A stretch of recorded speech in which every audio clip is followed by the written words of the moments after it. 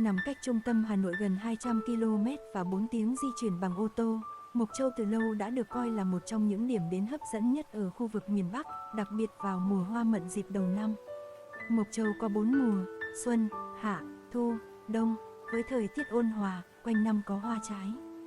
Tháng 1, cao nguyên có màu xanh của những đồi chè nảy lộc, cùng với đó là hoa đào, hoa mận, hoa mơ, hoa mai anh đào bung nở khắp núi rừng Tây Bắc. Từ giữa tháng 5, mận bắt đầu chín rộ, người dân vào vụ thu hoạch mận, đổ bán cho các thương lái miền xuôi. Mùa hè không có hoa, cũng không phải mùa dâu tây, nhưng nơi đây lại rất thích hợp để dã ngoại bởi không khí trong lành và nhiều hoạt động ngoài trời. Mùa hồng chín ở Mộc Châu bắt đầu từ tháng 8 đến tháng 12 hàng năm. Trong đó, mùa hồng giòn thường có sớm hơn, từ tháng 8 đến tháng 10, còn từ tháng 10 đến cuối năm là mùa của hồng chát. Mùa cải trắng ở Mộc Châu bắt đầu vào tháng 11. Tới tháng 12, hoa dã quỳ vàng rực rỡ tô điểm cho cao nguyên. Trong chuyến du lịch Mộc Châu 3 ngày 2 đêm tự túc, bạn có thể di chuyển bằng nhiều cách. Thông dụng nhất là chọn xe khách. Nếu đi từ Hà Nội, các bạn mất khoảng 5 tiếng để đến được Mộc Châu. Bạn hãy liên hệ trước với nhà xe để đặt chỗ. Còn nếu không muốn bị gò bó thời gian, bị hạn chế đi lại bởi xe khách, một sự lựa chọn khác cho tour du lịch Mộc Châu dành cho các phượt thủ là sử dụng xe máy. Với quãng đường không quá xa, việc di chuyển bằng xe máy vừa tự chủ về mặt thời gian, các bạn lại có thể dừng lại bất cứ đoạn đường nào để chụp ảnh, giao lưu với người dân địa phương. Nếu đi xe khách tới Mộc Châu, các bạn hoàn toàn có thể thuê xe máy ở đây để tự túc đi lại. Có rất nhiều nơi cho thuê xe máy du lịch ở Mộc Châu. Các khách sạn, homestay đều có dịch vụ này. Mức giá phổ biến từ 150 đến 200.000 đồng một ngày. Đường xá tại Mộc Châu tương đối bằng phẳng. Các địa điểm du lịch thường cách nhau khoảng 5 tới 10 km nên các bạn có thể thuê xe số hoặc xe ga đều được. Gợi ý kinh nghiệm lên lịch trình đi Mộc Châu 3 ngày 2 đêm tự túc. Ngày 1, bắt đầu lịch trình đi Mộc Châu 3 ngày 2 đêm. Buổi sáng, khởi hành đến Mộc Châu. Bạn nên khởi hành sớm để đi đến Mộc Châu, vì đi từ Hà Nội đến Mộc Châu bạn phải mất từ 5 tới 6 tiếng mới đến nơi. Trên đường đi bạn có thể dừng lại ở đèo Thung Khe để chụp những bức hình sống ảo, cùng với cung đường chữ S nổi tiếng ở Lóng Luông. Xuất phát tại Hà Nội, bạn có rất nhiều lựa chọn nhà xe limousine để tới với Mộc Châu. Giá vé khoảng 250.000 một người. Thông thường các nhà xe sẽ có chuyến xuất phát lúc 6 giờ 30 và 7 giờ sáng. Sau khi tới nơi, bạn nên nghỉ ngơi tại homestay hoặc khách sạn để lấy lại sức sau chuyến hành trình dài. Các món ăn đặc sản của Mộc Châu hầu hết sẽ được chế biến sẵn ở các homestay. Bạn có thể đặt đồ ăn trước để thưởng thức những món ăn ngon, lấy lại sức cho những chuyến hành trình sắp tới. Buổi chiều, tham quan cây cầu kính dài nhất thế giới, cầu kính Bạch Long. Cầu kính Bạch Long tựa con rồng trắng nằm vắt mình qua triền núi, uốn lượn giữa cỏ cây, mây ngàn Tây Bắc, vừa hùng vĩ lại vừa trữ tình, nên thơ. Hành trình chinh phục cầu Bạch Long là một chuyến đi với vô vàn cung bậc cảm xúc, xứng đáng là địa điểm du lịch hấp dẫn nhất Mộc Châu. Đây là cây cầu kính thứ 3 ở Việt Nam, nằm tại xã Mường Sang, huyện Mộc Châu. Với tổng chiều dài lên đến hơn 600 mét, đây là cây cầu kính dài nhất thế giới tính tới thời điểm hiện tại. Cầu Bạch Long thuộc tổ hợp vui chơi nghỉ dưỡng phức hợp khu du lịch Mộc Châu Island, là điểm đến hấp dẫn trong các chuyến du lịch Tây Bắc. Cây cầu kính nổi tiếng với thiết kế ấn tượng, tọa lạc giữa những vách đá treo leo và núi rừng bát ngát. Điểm bắt đầu là ngôi nhà hình nón, kết thúc là hang chim thần, bắt qua vực sâu hơn 100 mét và đường đi bộ Glass Skywalk. Mỗi đoạn đường trên cầu sẽ mang đến cho du khách một cung bậc cảm xúc khác nhau, từ lo lắng, hồi hộp cho đến vỡ òa trong bất ngờ. Những ngày trời quang đãng và có nắng sẽ là thời điểm lý tưởng để bạn tham quan cầu kính Bạch Long. Không chỉ mang về cho bạn những tấm hình check-in đẹp lung linh, thời tiết đẹp còn là điều kiện thuận lợi để bạn ngắm nhìn trọn vẹn cảnh sắc cao nguyên Mộc Châu. Cầu Bạch Long sẽ mở cửa cho du khách vào tham quan từ 7 giờ tới 18 giờ. Giá vé tham quan cầu kính Bạch Long dành cho du khách là 550.000 một người lớn, 350.000 cho trẻ cao từ 1 mét tới 1,4 mét, miễn phí cho trẻ có chiều cao dưới 1 mét. Vào các ngày lễ và cuối tuần, giá vé sẽ tăng thêm 100.000 mỗi du khách. Ngoài trải nghiệm đi trên chiếc cầu kính trong suốt, tại khu du lịch này còn có rất nhiều các trò chơi mạo hiểm khác. Các bạn có thể tham khảo thêm tại video review chi tiết khu du lịch cầu kính Bạch Long tại kênh Driving 4K nhé. Đến với Mộc Châu, bạn nhất định đừng bỏ lỡ cơ hội check-in tại tọa độ sống ảo cực chất này. Với thiết kế độc đáo và đầy mới lạ, Cầu kính Bạch Long nhất định sẽ mang đến cho bạn một chuyến khám phá xen lẫn biết bao cảm xúc khác nhau. Vừa kích thích, vừa hồi hộp, điểm đến này nhất định sẽ là tọa độ sống ảo có 102 trên dải đất hình chữ S xinh đẹp.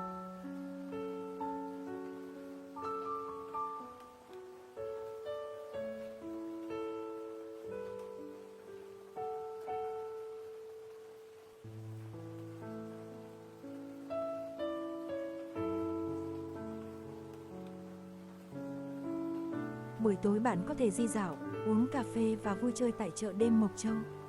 Đến Mộc Châu mà buổi tối không biết đi đâu chơi thì khu chợ đêm và phố đi bộ là địa điểm bạn không thể bỏ qua. Trong khu chợ đêm còn có công viên ánh sáng pha luông, được xây dựng với mục tiêu thúc đẩy phát triển du lịch. Chợ đêm Mộc Châu mở cửa từ chiều đến sáng hôm sau. Tại đây bày bán các mặt hàng đa dạng, phục vụ mua sắm, ăn uống. Ngoài ra, chợ đêm còn chia làm nhiều khu vực với các hạng mục mang đậm màu sắc văn hóa của địa phương. Những buổi trình diễn văn hóa dân tộc sẽ khiến bạn thích thú. Chợ đêm Mộc Châu được xây dựng với khuôn viên rộng lớn, gần 60 gian hàng lớn nhỏ. Các gian hàng nằm liền kề nhau, không vách ngăn nên rất rộng rãi. Chợ chia làm 3 phân khu chính là thương mại, ẩm thực và khu vui chơi. Trời vừa tối, phố đi bộ chợ đêm Mộc Châu bắt đầu lên đèn, không khí nhộn nhịp, khách đổ về đây rất đông, cả người dân địa phương và khách du lịch. Mức giá vé vào cổng là 50.000 một người. Tới chợ đêm thì các món ăn thơm ngon chắc chắn sẽ là trải nghiệm bạn không thể nào bỏ lỡ. Các gian hàng ăn nhỏ, đậm chất bình dân, mùi thơm của đồ ăn phảng phất trong gió, chắc chắn sẽ níu lấy chân bạn, khiến bạn chẳng thể nào chối từ. Tại đây bạn có thể thưởng thức các món ăn siêu hấp dẫn như nậm pịa, bê chao, lạp xưởng gác bếp, thịt trâu, bún cá lóc, khoai sọ luộc, khoai lang nướng. Đặc biệt là trời tối se lạnh thì bạn nhất định phải nếm qua món rượu cần cay nồng, vừa lâng lâng vừa ấm bụng. Chợ đêm còn được đầu tư không gian với khu vực phố cổ Nhật Bản và phố cổ Hồng Kông, cùng các công trình như cầu đá, ga tàu điện cổ, hồ cá coi, vườn anh đào, vườn đào cổ, vườn ban trắng, suối tình yêu. Buổi tối hàng ngày, chợ đêm còn có tuyết nhân tạo rơi trong 20 phút, khiến cả không gian ngập trong màu trắng tinh khôi. Tới đây, bạn chắc chắn sẽ tha hồ chụp được những bức ảnh siêu nghệ với background ấn tượng. Ngoài chợ đêm, tại thị trấn Mộc Châu buổi tối còn có rất nhiều các hàng ăn phục vụ du khách những món ăn vô cùng đặc sắc. Độc đáo nhất tại đây có thể kể đến món lẩu sữa thơm ngon, béo ngậy, chỉ có giá 450.000 một nồi to, đủ cho 3 tới 4 người ăn.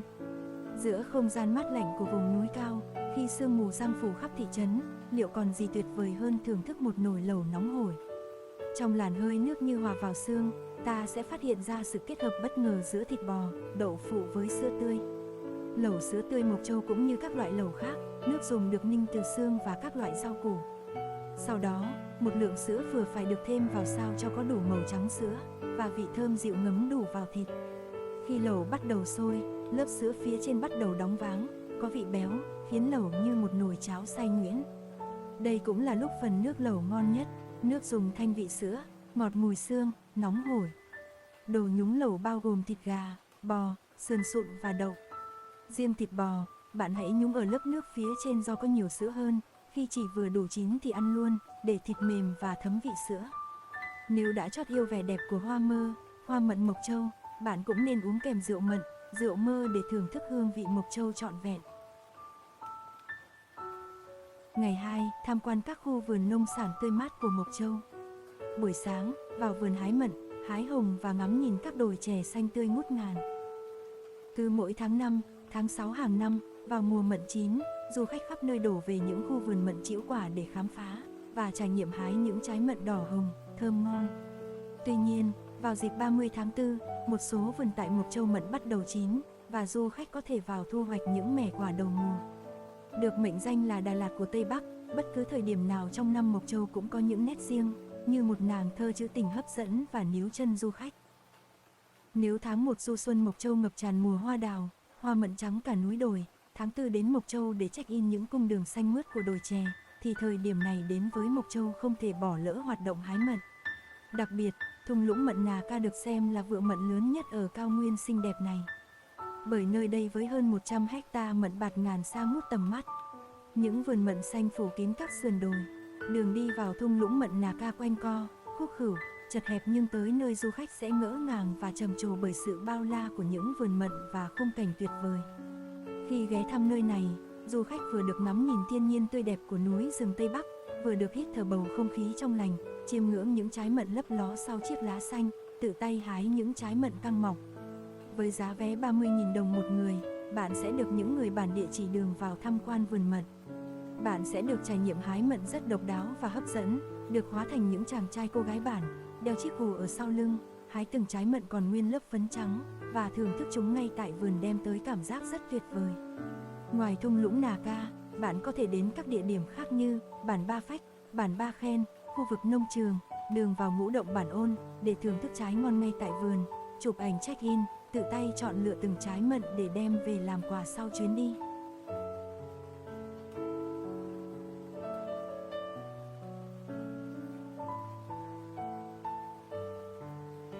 Không chỉ vậy, đến với Mộc Châu, ngoài trải nghiệm hái mận ở thung lũng Nà Ca, du khách có thể đến tham quan những đồi chè xanh và cánh đồng cỏ dài bất tận. Đặc biệt là đồi chè Trái Tim để check-in, lưu giữ kỷ niệm sẽ mang đến cảm giác cuốn hút, mới lạ và thư giãn. Là thành phố của những mùa hoa và đồi chè xanh mướt, Mộc Châu chính là một trong những địa điểm gây thương nhớ trong lòng biết bao người. Vùng đất này khoác lên mình vẻ đẹp thơ mộng, lãng mạn, hệt như một bức tranh phong cảnh được chính tay mẹ thiên nhiên vẽ nên. Trong đó đồi chè Trái Tim Mộc Châu chính là một biểu tượng của cao nguyên lộng gió, được rất nhiều người yêu thích. Vào cuối tuần, đồi chè lại đón một lượng người rất lớn đến tham quan, khám phá vô cùng đông đúc. Đây cũng là một trong những địa điểm check-in sống ảo cực chất được giới trẻ săn lùng những ngày qua. Cao nguyên Mộc Châu chính là địa điểm thích hợp dành cho những ai yêu thích sự mộc mạc, giản dị. Có thể nói đồi chè Trái Tim Mộc Châu cũng là một nét đặc trưng của văn hóa vùng cao mà bạn chắc hẳn sẽ phải ấn tượng và nhớ mãi trong chuyến đi khám phá của mình. Đồi chè hầu như đẹp và tươi tốt quanh năm, chỉ trừ tháng 1 tới tháng 3. Cứ sau vụ mùa đông xuân thì người dân ở các đồn điền chè sẽ bắt đầu cắt những cành chè già để kịp cho ra những búp chè mới vào vụ xuân hè. Vì thế để có thể chiêm ngưỡng được khung cảnh đồi chè đẹp mộng mơ, bạn có thể đến đây vào khoảng tháng 3 đến tháng 4. Đây cũng là lúc những búp chè non đâm chồi và khoác lên mình một tấm áo mới. Thời gian lý tưởng nhất để đến khám phá khung cảnh thiên nhiên đẹp thanh bình trên đồi chè Trái Tim Mộc Châu chính là vào lúc bình minh. Khi những giọt sương vẫn còn ấp nép mình trên những lá chè xanh, cả đồi chè bỗng vươn mình thức giấc và giang tay đón chào tia nắng ban mai. Hay lúc cả đồi chè bình yên đón chờ khoảnh khắc hoàng hôn buông xuống. Ánh mặt trời cứ thế chiếu rọi xuống quanh ngọn đồi những gam màu ấm nóng. Khung cảnh, ánh sáng, những búp chè, tất cả quyện hòa tạo thành một bức tranh thiên nhiên đẹp kỳ vĩ trên cao nguyên Mộc Châu. Để đến được đồi chè Trái Tim Mộc Châu, bạn có thể xuất phát từ thị trấn Mộc Châu, di chuyển tới địa phận xã Tân Lập và tiểu khu Mía Đường. Men theo con đường đó bạn đi khoảng 10 km nữa sẽ gặp một tấm biển chỉ dẫn hướng đi về Tân Lập và Ngũ Động Bản Ôn. Lúc này chỉ cần rẽ phải 1 km là đã đến đồi chè Trái Tim Mộc Châu. Đường đi không quá khó khăn nên bạn có thể đi theo sự chỉ dẫn của Google Maps hoặc hỏi người dân địa phương để đến được nơi an toàn mà không lo bị lạc. Buổi chiều, ghé rừng thông Bản Áng, trải nghiệm Tây Bắc trong lành và mát mẻ. Mộc Châu luôn nổi tiếng và được biết đến là một trong những nơi sở hữu thiên nhiên ấn tượng, nhiều cảnh vật đẹp mắt. Trong đó, rừng thông Bản Áng được đánh giá cao với khung cảnh hoang sơ và bình lặng, khiến mọi du khách khi đến đây đều không khỏi bất ngờ. Tại đây, bạn còn có cơ hội tham gia nhiều hoạt động vui chơi thú vị, thư giãn trong bầu không khí trong lành và mát mẻ. Mang vẻ đẹp thiên nhiên bình yên và xanh mát, đây hiện là điểm du lịch thu hút được lượng lớn du khách đến tham quan tại Mộc Châu. Nằm cách trung tâm huyện khoảng 2 km, bạn có thể dễ dàng di chuyển đến tham quan mà không cần lo lắng việc không biết đường. Một trong những điểm nhấn lớn nhất của không gian khu du lịch đó chính là diện tích 43 ha, bao gồm nhiều rừng thông nhỏ tạo thành. Không chỉ được bao quanh bởi những cây thông và bãi cỏ xanh mát, giữa khuôn viên rừng thông Bản Áng còn có hồ nước rộng 5 ha. Tất cả tạo nên khung cảnh vừa hoang sơ, vừa không kém phần lãng mạn và khiến bất kỳ ai khi đến tham quan không khỏi ngạc nhiên. Để vào khuôn viên của khu du lịch tham quan, bạn cần mua vé vào cổng với giá 100.000 một người lớn và miễn phí cho trẻ em dưới 1 mét. Nằm trong địa phận Tây Bắc nên khí hậu trong khu du lịch quanh năm khá mát mẻ, đặc biệt không gian nhiều cây xanh càng làm cho không khí trở nên dễ chịu hơn. Bên cạnh đó, đặc trưng khí hậu 4 mùa của phía Bắc cũng giúp du khách có thêm cơ hội khám phá thêm về vẻ đẹp vùng đất này mỗi mùa khác nhau. Trong đó, thời điểm từ tháng 1 đến tháng 6 hàng năm được đánh giá cao, bởi lúc này Mộc Châu sẽ xuất hiện nhiều loài hoa cùng đua nở. Bên cạnh đó, khí hậu có nắng ấm và ít mưa, khá thuận lợi cho việc di chuyển tham quan, cũng như khám phá vẻ đẹp của rừng thông Bản Áng. Vì là một điểm du lịch nằm trong khu vực Tây Bắc, nên khi đến với rừng thông Bản Áng, du khách sẽ có cơ hội thưởng thức nhiều món đặc sản độc đáo. Mỗi món ăn đều được chế biến theo khẩu vị của người dân địa phương và có hương vị đặc trưng nức lòng bất kỳ ai. Trong đó, một số món không thể bỏ qua có thể nhắc đến như cơm lam dẻo, thịt trâu gác bếp, cá nướng ốm tre.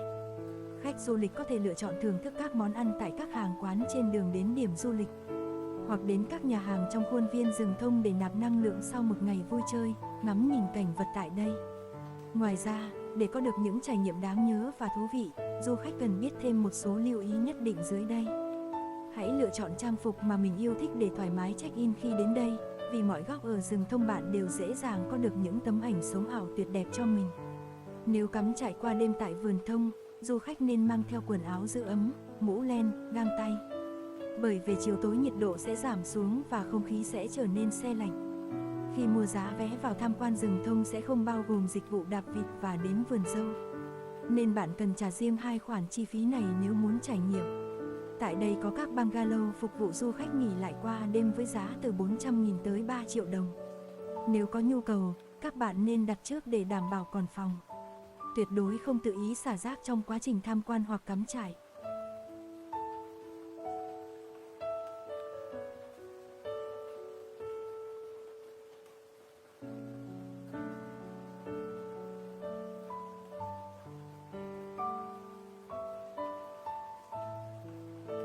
Ngày 3, camping Thác Nàng Tiên, một trong những con thác đẹp nhất Tây Bắc. Thác Nàng Tiên Mộc Châu là địa điểm dã ngoại không chỉ là điểm đến quen thuộc của người dân bản địa, mà còn là nơi cuốn hút những lữ khách phương xa đến tham quan khám phá Mộc Châu. Đặt chân đến Thác Nàng Tiên, bạn sẽ được chiêm ngưỡng một khung cảnh thiên nhiên xanh mướt cực lãng mạn, sự huyền diệu của dòng thác Bạt Ngàn, và là nơi giúp bạn tận hưởng bầu không khí trong lành, cho những ngày nghỉ cuối tuần càng thêm ý nghĩa. Chỉ cách dòng thác Chiềng Khoa tầm 2 km, có một dòng thác khác cũng đang được đông đảo du khách yêu thích, đó là Thác Nàng Tiên. Thác Nàng Tiên được chia thành 3 tầng thác, dòng thác trải dài hơn 1 km đường rừng. Những tầng thác cách nhau khoảng cách không xa, mỗi một tầng có một độ cao và một khung cảnh khác nhau. Tầng đầu tiên luôn là nơi thu hút đông đảo du khách muốn khám phá, dòng suối ngắn chảy nhẹ nhàng tạo nên những bãi tắm nông, êm và mát lành.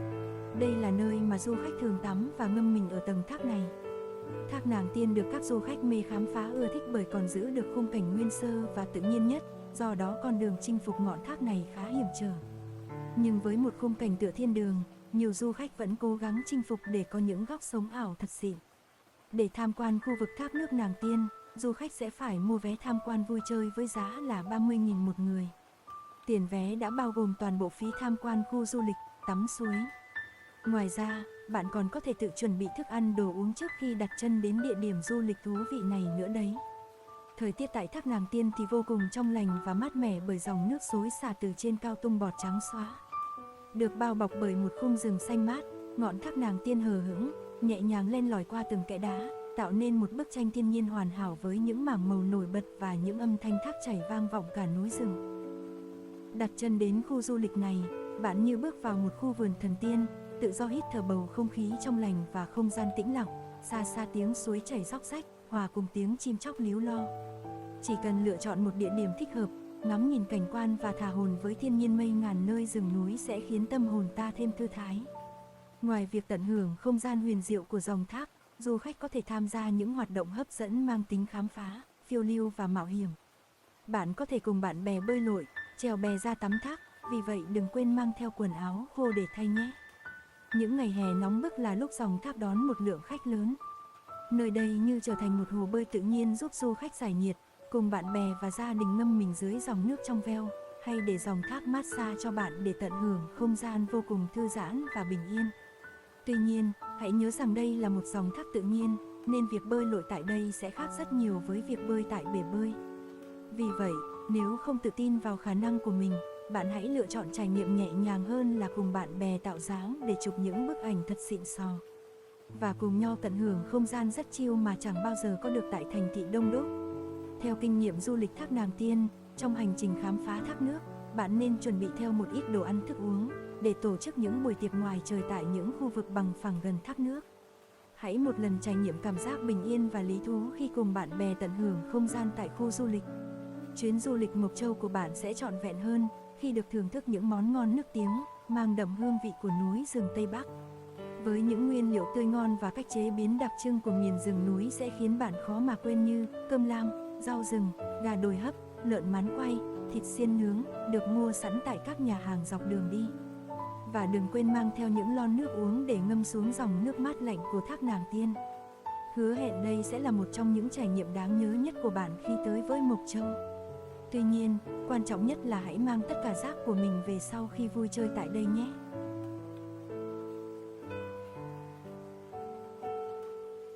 Buổi chiều, lên xe về lại Hà Nội, kết thúc hành trình nghỉ mát 3 ngày 2 đêm tại Mộc Châu xanh mát. Trên đây là toàn bộ kinh nghiệm và lịch trình Driving 4K muốn chia sẻ trong video lần này. Với toàn bộ những trải nghiệm trên, chi phí cho chuyến đi Mộc Châu 3 ngày 2 đêm chỉ từ 3 triệu đồng. Mùa hè đang tới gần, hãy chia sẻ video này tới bạn bè của mình để cùng lên kế hoạch cho chuyến nghỉ mát sắp tới nhé. Và đừng quên ủng hộ Driving 4K bằng cách để lại một lượt thích và một bình luận. Xin cảm ơn và hẹn gặp lại bạn trong những video sau.